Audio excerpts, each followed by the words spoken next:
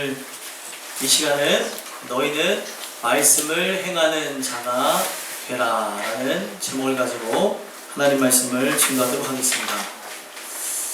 오늘 본문의 전체적인 배경을 먼저 말씀을 드리면, 야고보서는 AD 62년경에 쓰여진 책으로서 로마서가 쓰여지고 난 수년 뒤에 쓰여진 책입니다.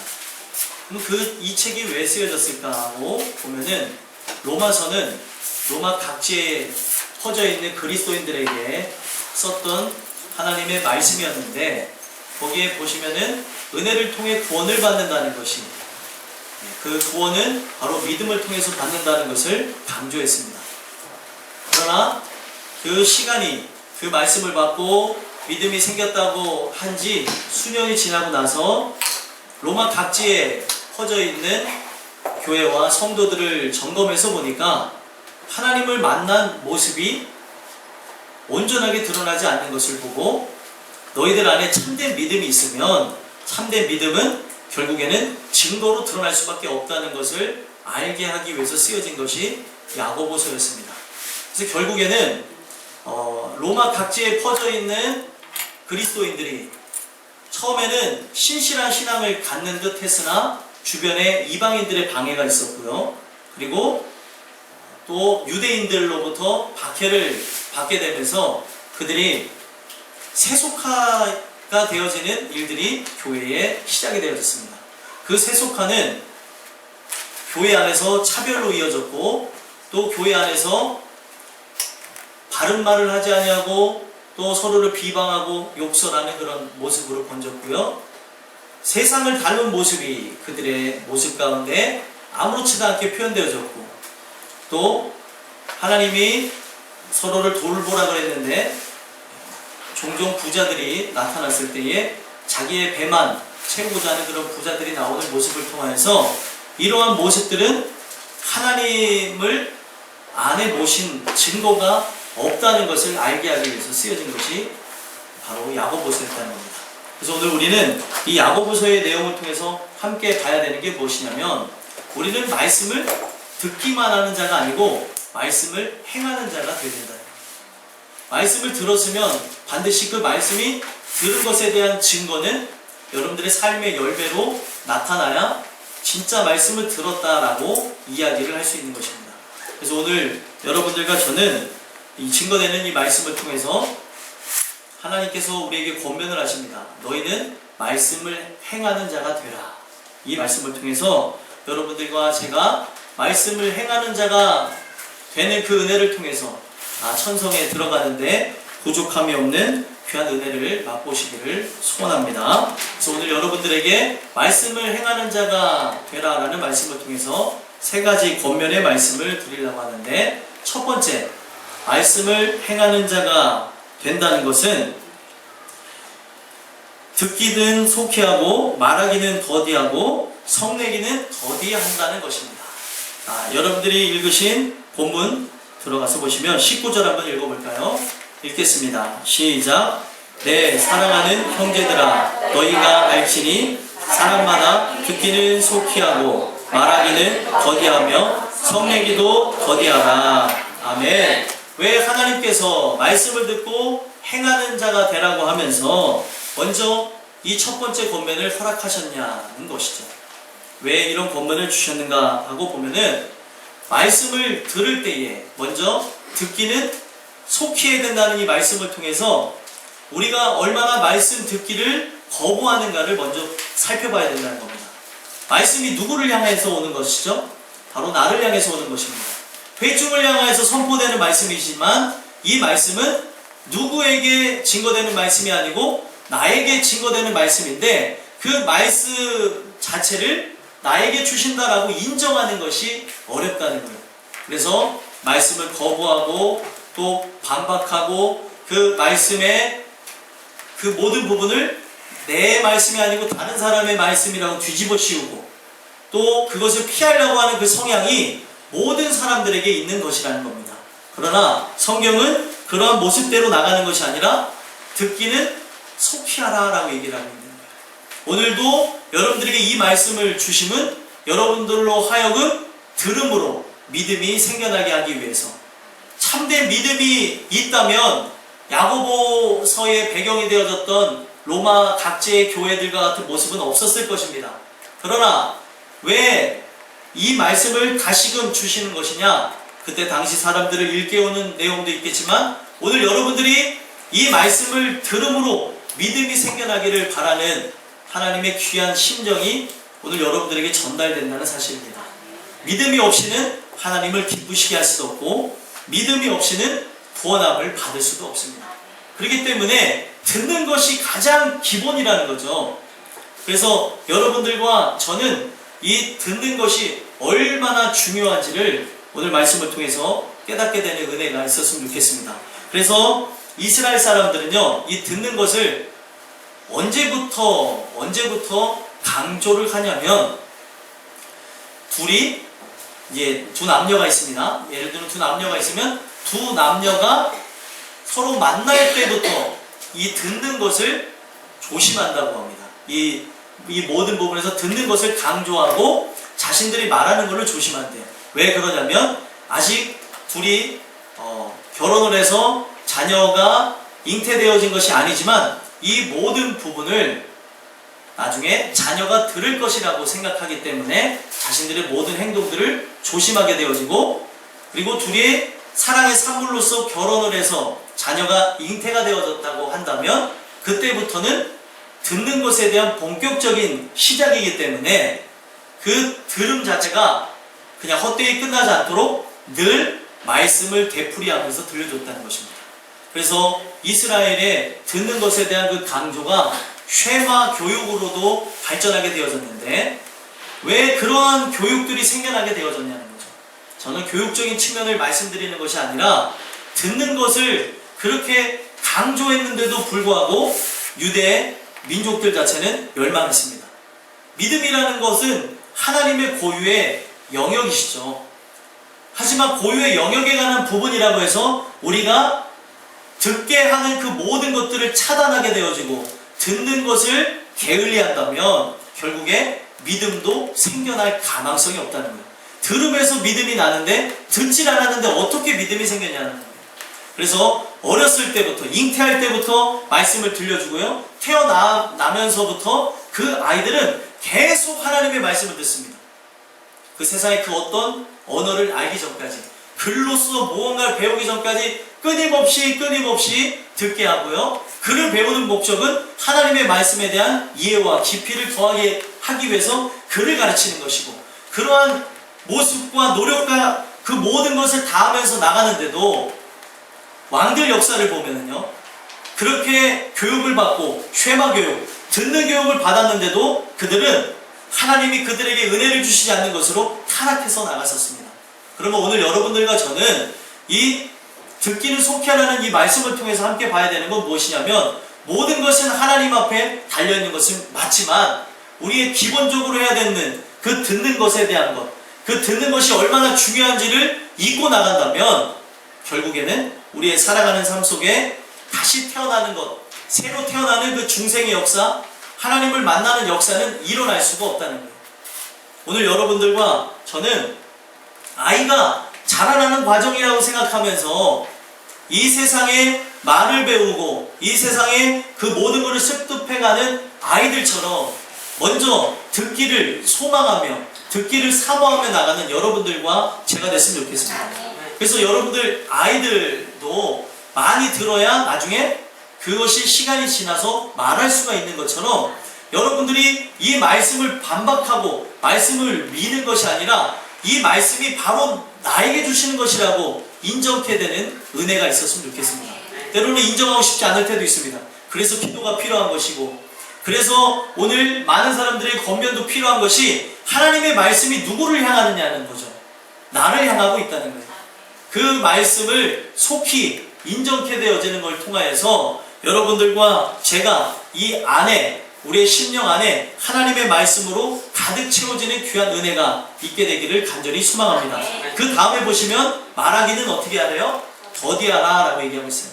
왜 말하기는 더디하라고 얘기했을까요? 듣는 것은 속히 하고 하나님의 말씀으로 내가 받아들이는 것이 가장 중요하고요. 이 말씀으로 받아들이게 되어지는 오묘한 그 섭리와 은혜가 내 안에 진행되어졌다면 여러분들 아이들은 본능적으로 태어나고 나면은요 계속 귀를 열어서 이 사물의 소리를 집중한다고 합니다. 그래서 이 청력도 어렸을 때 다치면요 나중에 회복이 안 되는 것처럼 모든 것에 이 민감한 소리를 갖고 아이들이 태어나서 절대적인 음감을 갖고 이 세상에 귀를 기울인다고 합니다.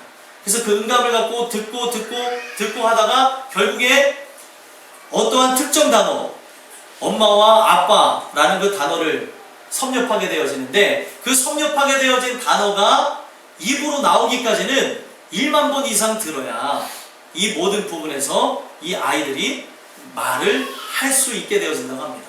부사가 되어진다는 거죠. 근데 참 신기한 것은 하나님은 생명이라고 하는 것은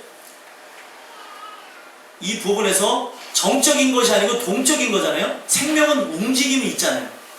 본능을 타고난 인간은 결국에 듣게 되어지면서 본능적으로 말하기를 하려고 그러고 또 누워있는 것이 아니라 뒤집으려고 그러고 또 기어다니려고 그러고 설라고 그러고 뛰려고 하는 본능을 허락하셨습니다. 마찬가지로 영적으로도 본능적으로 나타나는 현상이 무엇이냐면 하나님 말씀이 이 안에 채워지면 채워질수록 말을 하려고 하는데 이것을 여러분들 이 언어로 터지기까지 이 모든 부분에서 하나님이 주시는 그 은혜를 통하여서 하나님의 귀한 언어를 말하기까지 우리는 끊임없이 들어야 된다는 거예요.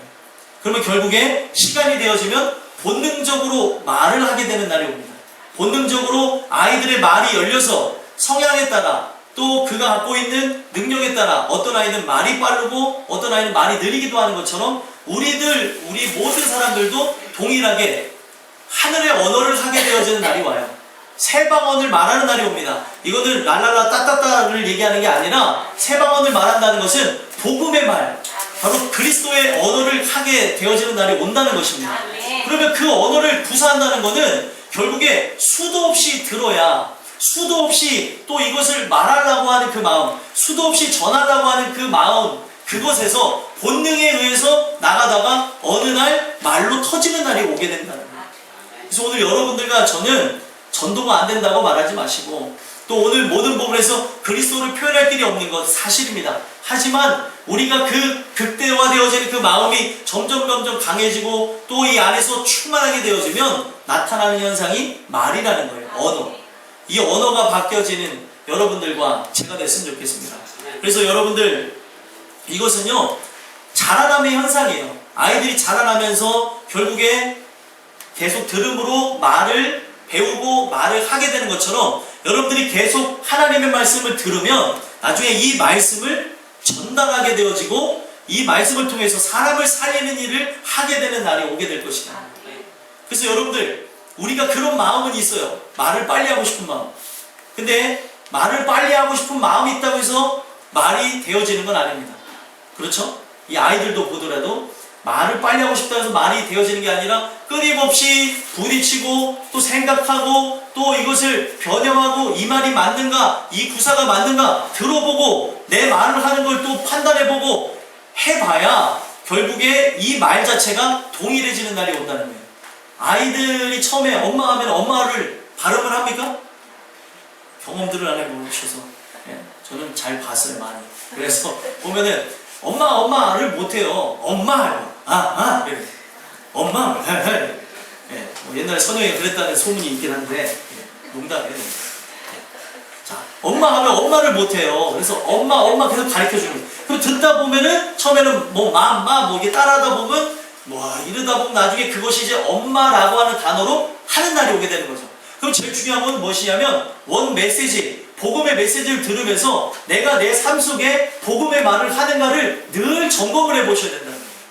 내 입에서 어떤 말이 튀어나오는지, 내 입에서 불평과 원망과 시기와 다툼과 분냄과 또 우리가 갖고 있는 그런 세속적인 말들이 막 쏟아져 나오고 또 욕설이 쏟아져 나오고 여러 가지 부분에서 비방하는 말들이 쏟아져 나오는지 아니면은 주님을 사모하고 주님을 사랑하고 이 세상에 있는 모든 피조물들을 높이는 말들이 쏟아져 나오는지 내 입에 정말로 찬양의 관한 그런 말들이 쏟아져 나오는지 봐야 되는 것입니다. 이 언어가 정말로 우리 아버지의 언어를 닮았는가? 내가 듣게 되어지는 그 말씀의 그 모든 것하고 동일한 것을 우리가 비교해 볼 때 결국에 이 말을 구사하게, 정확하게 구사하게 되는 날이 오는 것이지, 계속되어지는 부분에서 들으려고 하지 않으면 그 아이는 끝까지 정확한 발음을 하지 못합니다. 정확한 발음을 하지 못한다는 것은 이 안이 바뀌어지지 않았다는 징후라는 거예요. 결국에 이 모든 것으로 가득 차고 모든 정리가 끝나야 온전한 언어를 구사할 수도 있고, 온전한 언어를 구사한다고 하지만 이것이 미흡하게 되어질 때 우리가 늘 말씀에 비춰서 보는 그런 역사를 통하여서 결국에 온전한 말을 하게 될 때가 온다. 오늘 여러분들과 제가 그런 은혜를 사모하며 나가는 귀한 역사가 있었으면 좋겠습니다. 그래서 말하기는 더디하라는 거예요. 모든 부분에서 하나님께서 여실 때까지, 하나님께서 이 부분을 자유자재로 사용하게 될 때까지 내 안을 채우고 계속 점검하는 것을 할 때에 여러분들과 저에게 이런 은혜가 입혀진다는 겁니다. 또 그 다음은 무엇을 더디하래요? 성내기도 더디하라 라고 얘기를 하고 있습니다. 성내기를 더디하라는 것은 무엇이냐면 바로 앞서 나가는 걸 의미하는 거예요. 원문의 의미를 제가 찾아보니까 성내기를 더디한다는 것은 하나님보다 앞서 나가는 걸 의미하는 거예요. 가만히 있으면 열매가 맺혀지는 거예요. 가만히 있으면 되어지는 그런 부분에서 내가 그걸 기다리지 못하고 나가는 게 성내기도 하는 그런 부분이라고 얘기를 하는 것입니다. 열정은 있어요. 근데 이 열정이 잘못되어져서 기다려야 될 때 분출이 되어지면 잘못된 열매로 드러난다는 겁니다. 분명 하나님이 언약을 하셨어요. 예를 들면 아브라함에게 언약을 주셨는데 그 언약을 기다리라고 그랬어요. 그럼 그 언약을 기다려야 되는데 기다리지 못하니까 그 언약에 대한 실패의 산물이 뭐였어요? 이스마엘이 출생되어지는 거였습니다. 그 이스마엘이 출생되어진 그 사건은 지금까지도 기독교인들과의 전쟁, 유대인 간의 그런 전쟁으로 이 모든 부분이 함께 나갈 정도로 그가 노력해서 맺게 된 그 열매의 자체는 결국에는 그런 멸망으로 나가고 싸움과 분쟁으로 나가는 것밖에 되지 않는다는 겁니다. 결국에 우리가 우리의 힘으로 맺으려고 하는 것, 은혜라고 하는 것, 내 삶 속에 어떤 열매라는 것은 내가 맺는 게 아니라는 거예요. 결국에는 20절에는 뭐라고 얘기하고 있습니까? 사람이 성내는 것이 무엇을 이루지 못한대요? 하나님의 의를 이루지 못한다는 거예요. 하나님의 의를 이룬다는 것은 열매를 맺는다는 것을 의미하는 것인데, 내가 결국에 성내고 나가게 되어진다면, 내가 앞서서 나가게 되어진다면 결국에 이것은 육신의 열매, 죄악의 열매를 맺을 뿐이라는 거예요. 그래서 여러분들 보시면 성경에도 답답한 왕이 또 나와요. 어떤 왕이 나오냐면 압살롬이라는 왕입니다. 다윗의 사랑하는 아들이었어요. 그러면 왕의 아들이면 그 아들은 가만히 있으면 뭐가 되는 거죠? 왕이 되는 겁니다. 근데 그것을 못 기다려서 아버지한테 칼날을 들이대고 그 왕권을 찬탈하려고 하다가 결국에 죽임을 당하는 안타까운 왕이 되어졌다는 거예요. 다윗이 그를 왕으로 안 세우려고 하는 것도 아니었는데 왜 그러냐는 거죠. 바로 그게 율법의 모습으로 우리에 있는 본성, 이 정욕적인 것을 통해서 내가 무언가를 이루려고 하는 모습들을 표현해 주는 것입니다. 우리는요 자꾸 이 안에 은혜가 들어오면은 내가 무언가를 자꾸 이루려고 하는 욕구들이 생깁니다. 그 욕구들을 말씀으로 잘 다스리지 않는다면 내가 무언가를 하려고 하다가 결국에 잘못된 산물들을, 잘못된 열매들을 배출해낼 수 있다는 것입니다. 오늘 여러분들과 저는 이 주시는 이 말씀을 통하여서 듣기는 속히 하고 말하기는 더디하고 성내기는 더디하는 이것을 통하여서 하나님의 뜻을 완전히 이루시는 주님의 귀한 자녀들이 되기를 간절히 소망합니다. 두 번째로는요, 말씀을 행하는 자가 된다는 것은 어떤 의미냐면 마음에 심어진 말씀을 온유함으로 받는 것이라는 거예요. 21절 한번 읽어볼까요? 읽겠습니다. 시작. 그러므로 모든 더러운 것과 넘치는 악을 내버리고 너희 영혼을 능히 구원할 바 마음에 심어진 말씀을 온유함으로 받으라. 아멘. 왜 하나님께서 마음에 심어진 말씀을 온유함으로 받으라 라고 했을까요? 아까도 말씀드렸듯이 말씀이 들려지게 되어지면 말씀은 우리를 거부하려는 성향을 갖고 있습니다. 왜 그러냐면 육을 입고 있기 때문에 이 육신은 자꾸 세상을 향해 살아가려고 하거든요. 그러니까 말씀이 들려지면 나타나는 현상이 뭐예요? 우리는 이것을 막 거부하고 싫어하고 피하고 또 우리가 이것에 대해서 반박하고 또 어떤 부분은 좀 이제 소심한 분들은 잠으로 복수하는 거죠. 나는 이 말씀 듣기 싫어. 이렇게 하기도 하고 여러 가지 모습으로 나타나는데 물론 피곤해서 좋을 때도 있습니다. 근데 우리가 그 모든 부분에서 제가 보니까 그렇더라고요.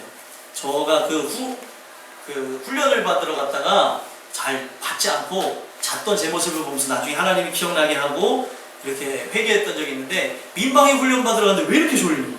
듣기 싫은 데 가서 앉아있으니까 그냥 바로 자더라고요. 제 모습을 보면서. 오늘 우리가 그 하나님의 말씀을 듣는 것도 동일하다는 거예요. 나에게 딱 들려지는데 이 말씀이 때로는 부담스러울 때도 있고 또 이 말씀이 칼날같이 막 예리해서 나를 찌를 때도 있고 또 속이 시원할 때에는 이때는 눈이 막 번쩍번쩍 듣지만 나를 막 괴롭게 하는 것 같으면 거부하고 싶을 때가 있다는 거예요. 왜 그런가 하고 봤더니 이 말씀이 떨어지는 자리가 바로 나의 영혼 깊숙한 곳에 떨어진다는 거예요. 우리가 잘 아는 히브리서 4장 12절의 말씀을 보면 주의 말씀은 살아있어서 활력이 있대요. 활력이 있어서 좌우에 날이 선 그 검과 같아서 우리의 그런 그 영과 홍감이 심령과 골수를 찔러 쪼갠다라고 얘기하셨어요. 그러면 하나님의 말씀이 떨어지는 자리는 어디냐면 바로 내 심령 깊은 곳, 영혼 깊은 곳에 떨어지게 된다는 거예요. 그런데 영혼 깊은 곳에 떨어졌어요. 영혼의 크기가 제가 얼마나 다 그랬죠? 우주만합니다. 우주만한 곳에 살아있는 하나님의 말씀이 떨어졌어요.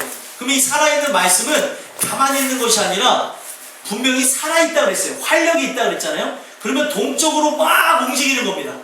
그러면 여러분들 영혼 안에서 막 이것이 움직이는데 우리가 그 말씀이 들려질 때 나타나는 현상이 뭐예요? 찔림과 답답함과 괴로움과 그리고 이 안에 슬픔과 고통과 여러 가지의 마음들이 막 교차하게 된다는 거예요. 그런데 우리가 그 말씀을 온유함으로 받으면 좋겠는데 그 말씀이 영혼 안에서 활력 있게 이렇게 움직이는 반면에 어떤 것도 역사를 할까요? 우리는 육신을 입고 있어서 육신이 이 모든 부분에서 육신이 마음을 또 흔들어놔요. 영혼과 영과 그리고 마음이 연결이 되어져 있다면 또 육과 마음도 연결되어져 있습니다. 그래서 같이 연결이 되어져 있는 거예요. 공유점을 갖고 있는 거예요. 이렇게 동그랗게. 그러니까 결국에 이 육신의 정욕과 안목의 정욕과 이생의 자랑과 하나님의 말씀이 정면으로 부딪히게 되는 거예요. 하나님의 말씀이 내 안에 막 들어와서 역사를 하고 있는데도 왜 그 모든 부분에서 그 말씀을 받아들이지 않는 이유가 무엇이냐면 21절 초반에 보니까 모든 더러운 것과 넘치는 악 때문에 그렇다는 거예요. 말씀이 그것인 줄 알아요. 어떤 사람은 응답을 받으려고 기도하는데 이미 응답은 떨어져 있는데 기도하는 경우가 있더라고요. 이유가 무엇인가 봤더니 이 안에 마음을 잡지를 못하는 거예요. 그 부분에서 하나님은 분명히 말씀을 해주셨는데 내 안에 내 자아가 있고 내 안에 여러 가지 생각들이 교차하게 되면서 하나님의 말씀이 있으니까 괴로움이 있는 거죠. 말씀이 들어가지 않는데 왜 괴로워하겠냐는 거예요. 왜 고민이 시작되어지냐는 거예요. 들려지지 않았으면 고민할 일도 없고 또 들려지지 않았으면 괴로울 일도 없는데 들려졌으니까 괴롭고 고민하고 아파하고 전전긍긍하고 하는 것인데 이걸 들려졌다고 생각을 안 하고 하나님께서 응답을 주실 때까지 그러하겠다고 계속 그러는 분들이 있더라고요. 여러분들 우리는 이 내용을 통해서 함께 봐야 되는 것은 하나님은 여러분들에게 이미 말씀하신 그런 내용들이 너무나 많다는 거예요. 이 마음에 이미 심어진 그런 말씀들이 있는 경우들이 있습니다. 그러면 그 말씀에 심어진 말씀이 깊이 들어갈 수 있도록 온유함으로 받으시면 돼요.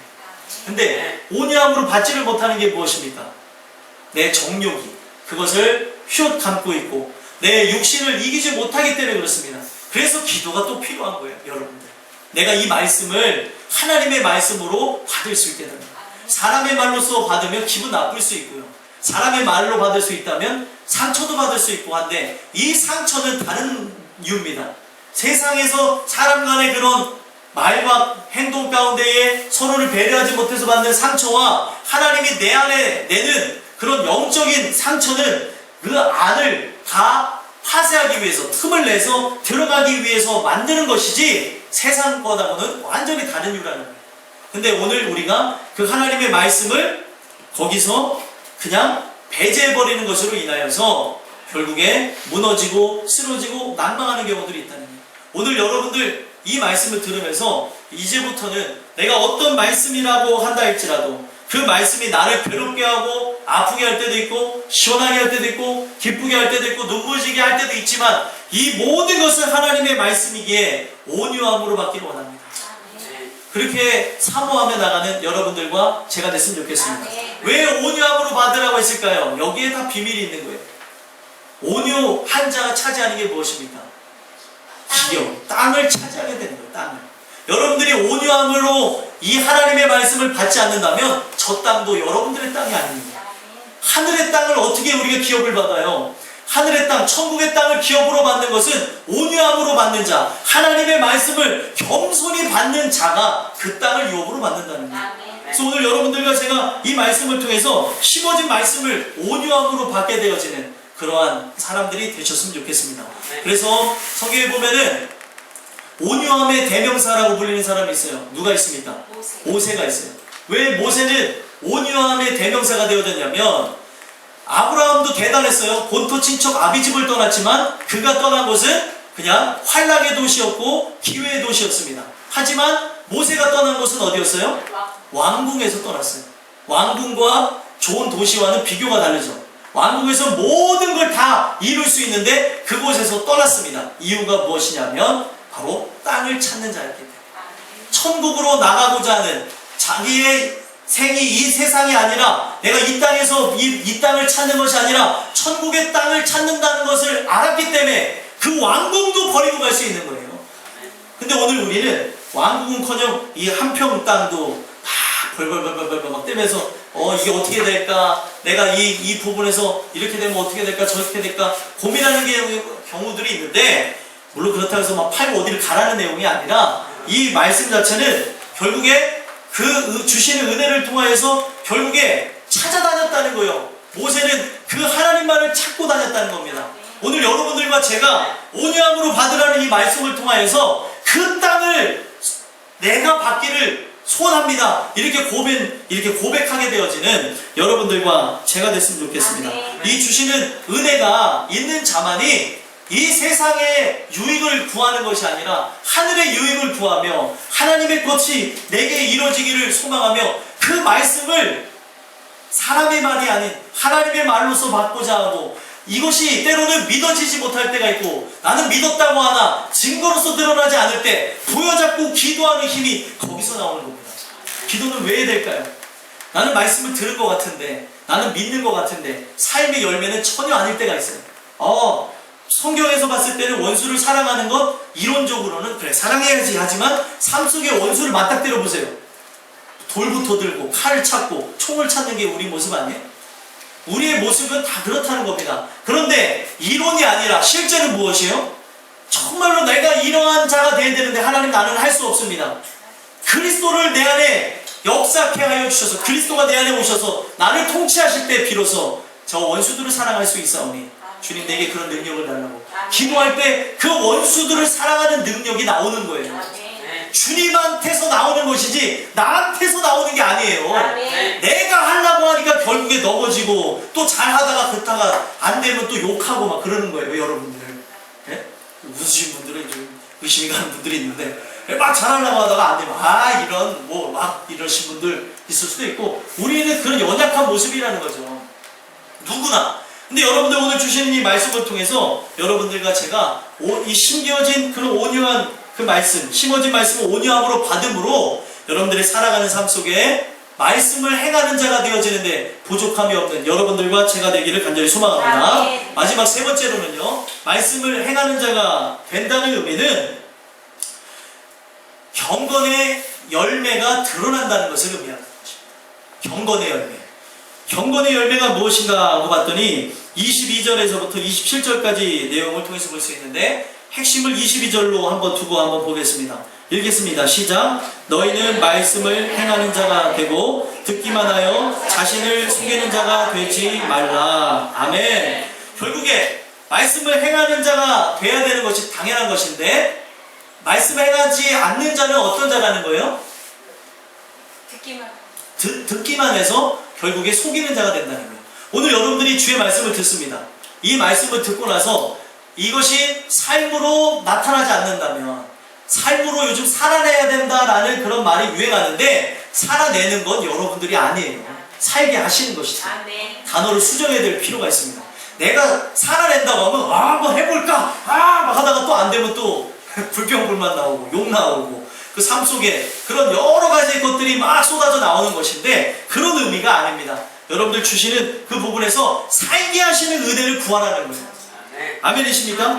여러분 오늘 주시는 이 말씀은요, 결국에 우리의 삶에 드러나는 열매가 곧 우리 안에 있는 믿음을 보여주시는 것이다 라고 얘기하는 거예요. 이 안에 믿음이 없으면 삶에 드러나는 증거도 열매로서 볼 수가 없다는 것을 의미하는 겁니다. 그래서 결국에 말씀을 행하는 삶이 아니라면, 내 삶 속에 주님을 사랑하는 모습이 진짜 열매로 드러나지 않는다면 듣기만 해서 우리 자신을 속이는 거예요. 뭘 속이는 걸까요? 너는 그래도 하나님의 사람이야. 너는 그래도 하나님의 은혜가 있어. 너는 하나님이 주시는 그런 역사 가운데 있는 사람이야. 이런 속임수의 말들이 계속 들려진다는 겁니다. 구원의 날은 내일이 아니고 또 미래도 아니고 오늘입니다. 오늘 내가 그러하지 않다면 내 마음을 찢고 주님 앞에 돌아오는 역사들이 지금 있어야 된다는 거예요. 옷을 찢지 말라는 겁니다. 그런 울고불고 했는데 변화 안 되는 것 누구나 있을 수 있어요. 회개라고 하는 건 눈물을 흘리는 게 아닙니다. 가던 길을 돌이키는 것이지. 회개의 의미가 정정되어져야 돼요. 근데 나는 이것을 그렇게 이제는 그것으로 안 나가고 싶고 하나님대로 살고 싶은데 안 되는 경우들을 볼 수가 있는데, 그런 경우를 볼 때 우리는 어떻게 되는 거냐면 더욱 주님을 의지하고 말씀을 듣고 그 말씀이 우리 안에 실현되기를 바라며 기도해야 된다는 것이에요. 근데 기도도 안 해보고 모든 걸 포기하고 또다시 주님을 의지하며 하나님이 해주신다는 것에 대해서 믿어야 되는데 믿지 못하니까 세상으로 나가고, 또 믿지 못하니까 또 엇나가는 것이고, 또 이것에 대해서 하나님이 하신다는 의미를 알지 못하니까 가장 큰 원수로서 하나님을 들이받는 경우들이 나오는 경우가 바로 내 안에 이러한 것들이 믿어지지 못하기 때문에 그렇답니다. 오늘 주시는 이 말씀을 통해서 결국에는요, 말씀을 듣고 행하는 사람은 자신의 거울을 보고 잊어버린 사람이 아니라 거울을 딱 봤어요. 여기 거울을 보고 나서 이 얼굴에 뭐가 묻었으면 털기도 해야 되는 것처럼 어디 봤는데도 어디에 묻었는지를 모르면 말이 안 되는 것처럼 이 율법 자체는 온전한 율법으로서 우리를 들여다보고 행하게 하는 것으로서 결국에는 완전한 복, 결국에는 진정한 복을 받게 해주실 것이다 라고 얘기하는 거예요. 진정한 복은 무엇이죠? 그리스도와 함께 영생 복락을 누리는 거예요. 아멘이십니까? 근데 오늘날 많은 사람들은 진정한 복을 받음으로 영생 복락을 누린다는데 기분을 별로 안 좋아하시는 것 같아요. 영생 복락 누리는 게 가장 최고지. 이 땅에서 좀 잘 먹고 잘 살고 잘 입으면 뭐합니까? 결국에 주님이 부르시는 날이 오면 다 손 놓고 가야 되는 거예요. 오늘 우리가 이 모든 부분에서 바라봐야 되는 그것이 무엇인가를 다시 한번 살펴보는 그런 은혜가 있었으면 좋겠습니다. 그래서 결국에는요, 이 모든 부분, 말씀이 들려졌다는 증거는 경건이라는 열매로서 우리의 삶을 볼 수 있다는 거예요. 그러면 이 야고보 사도가 누구냐면 예수님의 형제였어요. 예수님의 형제. 믿음 자체로 오신 예수님, 하나님의 아들 자체로 오신 예수님은 그의 안에는 믿음 자체고 말씀 자체셨기 때문에 그의 모든 행적은 드러나는 열매로서 다르다는 것을 그가 깨달았었고 알았기 때문에 결국에 그 로마 교회들에게 경건의 열매가 무엇이냐? 믿음이 있다는 증거다라고 하면서 너희들에게 경건이 있다면 어떤 모습이냐라고 하면서 비춰주는 모습이 있는데 26절, 27절 한번 읽어볼까요? 읽겠습니다. 시작. 누구든지 스스로 경건하다 생각하며 자기 혀를 재갈 물리지 아니하고 자기 마음을 속이며 이 사람의 경건은 헛것이다. 하나님 아버지 앞에서 정결하고 더러움이 없는 경건은 곧 고아와 과부를 그 환난 중에 돌보고 또 자기를 지켜 세속에 물들지 아니하는 그것이니라. 아멘. 경건하다고 생각하는 게 경건이 아니고 경건은 열매로서 드러납니다. 성령의 열매는 무엇이냐? 성령이 안에 있으니까 결국에 열매를 맺는 것입니다. 그런데 우리의 삶 속에 성령의 열매가 없다면 성령이 안 계시니까 그렇죠. 우리 안에 믿음이 있다고 하나 믿음의 열매가 없다면 믿음이 없으니까 그런 것이죠. 잘 들어야 되는 것입니다. 내가 아직 그 믿음이 열매를 맺기에 미성숙한지 아니면 아예 믿음 자체가 없는지는 근본적으로 다른 거예요. 내 안에 믿음 자체가 없다면 결국에는 우리는 이 자리를 계속 참석만 했다가 가는 그런 사람들이 될 뿐이지 결국에는 우리는 구원함을 받을 수 없다는 겁니다. 인생에는요 항상 풍파가 밀려오고 문제가 찾아와요. 문제가 찾아오면 어느 누구나 교회를 다닌 흔적이 있으면 교회에 와서 고개를 숙이고 기도합니다. 그러나 진정한 믿음은 아무런 문제가 없을 때도 주님을 찬양하는 것이고 아무런 그 상황 속에 아픔과 괴로움이 없을 때도 그분을 높이는 게 진정한 믿음이라는 거예요. 우리는 문제가 올 때 주여 도와달라고 할 때 그런 모습은 있는데 그 문제가 해결되면 언제 그러냐는 듯이 인생의 재앙이 찾아와 보세요. 누구나 다 교회로 옵니다. 근데 재앙이 조금 없어지는 것 같으면 교회를 등한시하고 교회를 떠나가고 어떻게 하면 세상에서 잘 먹고 잘 살까 하는 것이 인간의 본연의 그런 모습인데 이런 본능을 거스리는 것이 무엇이냐는 거예요. 하나님의 은혜입니다. 은혜. 여러분 우리가 저는 이 모든 부분에서 하나님이 주시는 은혜의 말씀이 내 안에 있다는 증거는 결국에 경건이라고 하는 열매로서 이 모든 것을 대변할 수가 있다는 거예요. 여러분들의 사랑하는 삶 속에 믿음이 있는 증거는 무엇입니까? 믿음이 있는 증거는 경건이라는 열매로서 충분히 설명이 되어져야 된다. 그래서 결국에 이 모든 것은 시대적으로 조금은 다를 수 있지만 핵심은 똑같아요. 믿음이 있으면 세상을 거스르고 믿음이 있으면 하나님 뜻대로 순종하며 나가는 것이라는 거죠. 근데 그때 당시에 많은 사람들이 하나님을 믿는다는 그 믿음이 있었으나 그 믿는다고 하는 그 믿음의 고백은 있었으나 그 믿음이 참되지 않다는 것을 뭘로 보여줬어요? 열매로서 보여줬다는 거예요. 그래서 대표적인 열매가 무엇이었습니까? 여기 보면은 혀를 재간을 물리라고 얘기하는 것. 예? 혀를 재간을 물리지 않고 나가는 것, 자기 마음을 속이는 것, 이것은 헛것이라고 얘기를 하고 정결하고 더러움이 없는 경건은 고아와 과부를 환난 중에 돌보고 그 자기를 지켜 세속에 물들지 않는 그것이니라 이렇게 얘기하고 있습니다. 왜 이렇게 얘기했는가 하고 집에 가서 한번 쭉 다 읽어보세요. 제가 잠깐 설명해 드리면 왜 그런가 하고 봤더니 2장에서부터 5장까지 내용 쭉 보니까 이들이 차별을 하는 거예요. 어떤 차별을 해요? 교회에 이쁜 옷을 입고 왔어요. 멋있는 옷을 입고 왔어요. 좋은 옷을 입고 오면은 가서 막 극진히 대접해주고 하는 그런 모습이 있는데 어떤 사람이 옷을 허름하게 입고 오면은 그 사람을 천대하고 박하게 하는 그 모습이 있었다는 거예요. 왜 그것을 열매로서 드러났냐면 이러한 열매가 나타난다는 것은 그 안에 참된 믿음이 없다는 거예요. 어떻게 참된 믿음이 있다면 사람을 겉모습으로 판단하냐는 거죠. 하나님은 외모로 보시는 분이 아니라는 거예요. 하나님은 중심을 보신다고 얘기하고 있습니다. 외모는 드러나는 것도 외모지만 우리의 그 외모는 뭐예요? 우리가 갖고 있는 능력, 우리가 갖고 있는 지성, 우리가 갖고 있는 그런 여러 가지 이성적인 부분들, 내가 갖고 있는 학식 모든 것들, 눈에 보여지는 스펙들, 이것을 외모라고 합니다. 교회가 만약에 외모를 본다면 이 교회는 썩은 교회입니다. 근데 이 썩은 교회가 바로 야고보가 살겠을 때 당시에 로마 지역에 있는 대부분의 교회가 이런 모습이었기 때문에 꼬집고 이것은 잘못되었다고 얘기한 것이고 오늘날 우리 교회도 마찬가지고 어떤 교회라 한다 할지라도 그 복음 앞에서 이러한 차별의 모습이 있다면 썩었다는 거예요. 여러분들이 이제 사람을 겉으로 판단하지 마시고 그 안에 있는 중심으로 보게 되는 은혜가 있었으면 좋겠습니다. 이게 정말 믿음이 있다는 것이고요. 또 어떤 것이 있었냐면 우리가 정말로 은혜가 있다면 말이 다르다는 거예요. 언어가 바뀌어집니다. 그리스도의 말을 하게 되어지고 그리스도를 높이고 그리스도를 정말로 영광 돌리는 그 아름다운 입이 되어져야 되는데 입에서 어떤 말을 하게 되어지냐면 불평과 불만과 자꾸 남을 지적하고 또 남에 대해서는 가르치려고 하는 선생의 경향은 갖고 있으나 결국에는 자기 자신을 보지 못하는 그런 모습들이 있다는 것을 의미하는 거예요. 그래서 성경은 이렇게 얘기합니다. 말을 순종케 하기 위해서, 달리는 말을 순종하게 하기 위해서 혀에다가 재갈을 물려서 그 말을 순종케 하는 것처럼 우리가 혀에 재갈을 물러야 된다고 얘기를 하고요.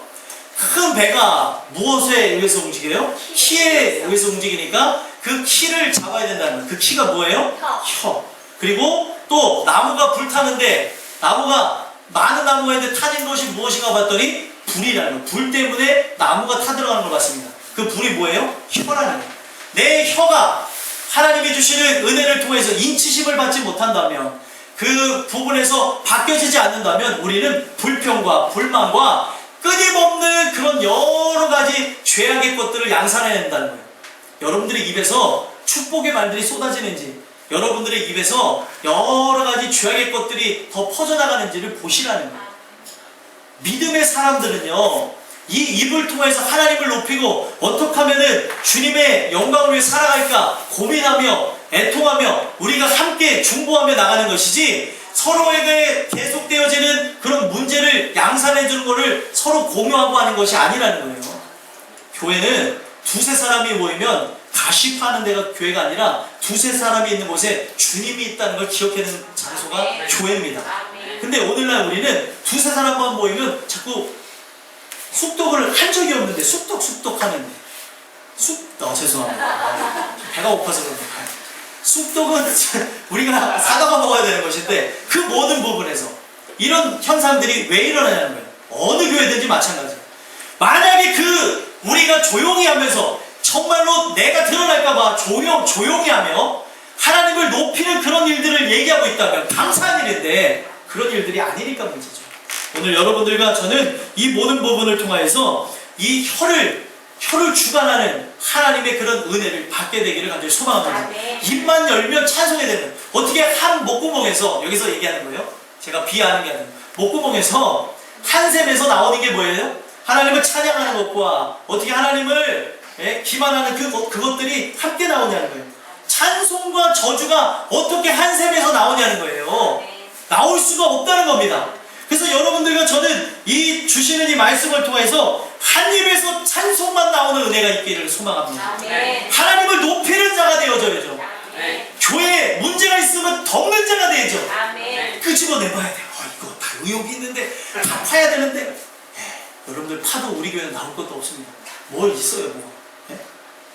요즘에는요, 이 세상이 갖고 있는 게 뭐예요? 의욕투성이다 하면서 막 팔라고 하는 그런 것, 사람들이 갖고 있는 모든 심리입니다. 하지만 교회는 하나님의 말씀에 의거해서 무조건적으로 덮자는 얘기가 아니에요. 잘못된 것이 없는데 의욕을 만들지 말라는 거예요. 긁어서 부스럼을 만들지 말라는 겁니다. 오늘 주시는 이 말씀을 통해서 여러분들과 저는 주시는 그 은혜를 통하여서 샘이 한 구멍으로 어찌 단물과 쓴물을 내냐는 거예요. 여러분들 입에서 단물만 쏟아지길 소망합니다. 하나님의 말씀이 쏟아져야죠. 하나님을 향한 그 찬송의 소리가 쏟아져야지, 다른 소리가 쏟아진다면 내가 아직도 이 안에 있는 이 불을 다스리지 못하는구나. 불은요, 이 왜 불이라고 하는 줄 아세요? 한번 붙기 시작하면 끌 수가 없어요. 한번 딱 열기 시작하면요, 저도요, 제 아내하고 얘기하면 딱 한번 열리면 얘기하면은 제 아내가 자자해야지 잘 정도로 막 말이 많아요. 말 많은 남자도 싫어한다는데, 이 말은요, 한 번 또 열려지게 되면요, 이게 어디로 가는지도 모르고 막 해요. 그죠? 맞아요. 우리 감사합니다, 집사님. 이렇게 반응, 이런 격한 반응, 이런 좋은 거예요, 이런 거. 왜 그러냐면, 말은요, 의도한 것도 아닌데도 막 나갈 때 있잖아요. 말하다 보면 막 신났다고 해서 좋은 말 하다 보면 오버하게 되어지고, 또 화가 나다 보면은, 막 하다 보면 마음은 이게 아닌데 말이 막 악하게 나가서 더 악하게 되는 경우들이 있죠. 맞아요. 저만 쓰레기인가요? 아닌 것처럼. 오늘 이 주신 이 말씀을 통해서 우리의 모든 그런 연약함들을 보게 되는 은혜가 있었으면 좋겠습니다. 또 어떤 게 있습니까? 그 열매가 드러나는데 세속적인 그런 삶을 경계해야 되는데, 세속적인 게 그냥 들어오는 거예요. 욕심 자체가 막 해서 오늘도 기도하는 내용의 99.9%가 뭘 달라고 하는 기도. 달라고 하면 성령을 달라고 기도하셔야 되는데, 오늘도 재물과 또 안녕과 뭘 달라고 하고 여러분들 기도의 분석의 99.9%가 달라는 것인데, 그 달라고 하는 것이 정말 구원을 달라고 하는 것인지, 믿음을 달라고 하는 것인지, 본질적인 걸 달라고 하는 것인지, 아니면 비본질적인 이 세상의 것을 달라고 하는 것인지를 보게 되는 지혜가 있었으면 좋겠습니다. 정욕을 위해서 구하는 것은 하나님이 주지 않는데요. 가끔가다 저한테 이런 걸 질문하는 분이 있어요. 왜 내가 이거를 기도하는데 왜 응답이 되지 않습니까? 정말 말씀 그대로 돌아보시면 돼요. 정욕을 놓고 이것을 위해서 쓰려고 하니까 하나님께서 잘못 구하기 때문에 주시지 않는 것이지, 하나님께서 정당한 것이라면 하나님께서는 능력이 없습니까? 힘이 없습니까? 뭐가 부족하십니까? 하나님께서는 천군 천사를 들어서도 모든 걸 다 하실 수 있는 분이 하나님이세요. 내가 봤을 때는 이걸 이길 만한 힘이 없는데요, 하나님이 하시고자 하면 18만 5천의 군대도 하루아침에 없애시잖아요. 오늘 여러분들과 제가 이러한 능력들을 보게 되는 은혜가 있었으면 좋겠고요. 내 모든 걸 보자는 거, 내 모든 것. 세상에서 흘러들어오는 게 무엇이냐면 자꾸 교만해지고 높아지는 것, 비교하게 되어지는 것이고 서로 결국에는 비방하게 되어지는 것이라고 얘기를 하고 있어요. 세속적인 삶은 비교, 비방. 여러분들, 세속적인 삶의 그 모든 것의 모태는 무엇입니까? 하나님과 나를 비교했어요. 에덴 동산에서 어떻게 하나님과 피조물이 비교가 되어집니까? 창조주는 한 분이시죠.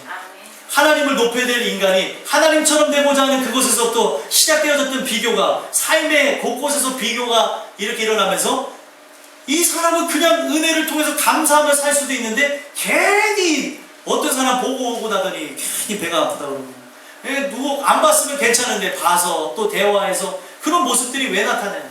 비교해서 그렇습니다. 이제는 여러분들과 저는 비교하는 것이 아니에요. 오직 그 주시는 은혜를 통해서 늘 감사만 올려드리는 여러분들과 제가 됐으면 좋겠습니다.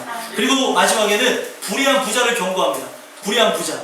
얼마나 재물을 많이 쌓았는지 재물이 썩었대요. 썩었고 옷은 좀 먹었고 은은, 금과 은은 녹이 슬었대요. 많은 부분에서 이것을 나눠주지 못하고 많은 부분에서 함께하지 못하는 것. 여러분들, 성경에서 분명히 재물은 누구 것이라고 얘기하고 있어요? 하나님 것이라고 얘기하고 있습니다. 이 세상에 이 주신 재물을 가지고 하나님이 자신의 것을 내게 줬어요. 그러면 그 재물 내 것이 아니에요. 내 것이 아닌 것을 가지고 하나님을 높이지 않는다면 하나님이 하신 말이 무엇이냐면, 불의한 청지기 비유를 통해서 이렇게 얘기하십니다. 내가 너에게 진짜 네 것을 줬을 때 너가 나를 위해서 그걸 줄 수 있겠느냐? 너가 그것을 줄 수 없기 때문에 너는 천국에 들어오지 못한다라고 얘기를 한다. 오늘 이 세상에서 갖고 있는 모든 것들이 여러분들의 것이 아니에요. 죽은 다음에 놓고 가는 건 다 하나님 것이라는 증거입니다. 그랬을 때에 여러분들, 오늘 또 이 말씀을 들으면서 이렇게 생각하시면 안 돼요. 나는 부자가 아닌데 나는 월소득이 얼마고 어쩌고 저쩌고 이런 걸 얘기하는 게 아닙니다.